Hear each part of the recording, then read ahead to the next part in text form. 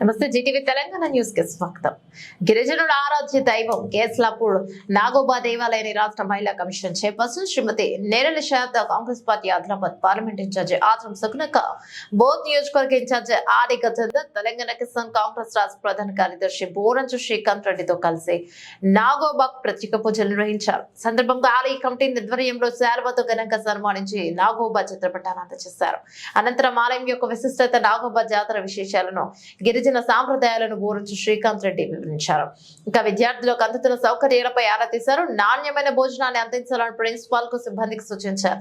విద్యార్థులు చదువులో ముందంజలో ఉండి జీవితంలో ఉన్నతంగా రాణించాలని కోరారు. విద్యార్థులు ఏవైనా సమస్యలుంటే టోల్ ఫ్రీ నంబర్ కు సంప్రదించాలని, తక్షణమే సమస్య పరిష్కారం అయ్యేలా కృషి చేస్తామని హామీనిచ్చారు. కార్యక్రమంలో ఎస్టీసెల్ చైర్మన్ సైద్మంకి ఆనందరావు, మావల మండల అధ్యక్షులు ధర్మపురి చంద్రశేఖర్, నలిమేల నవీన్ రెడ్డి, నాగరాజ్, కృష్ణారెడ్డి, సునీల్ జాదవ్, రంజిత్ రెడ్డి తదితరులు పాల్గొన్నారు.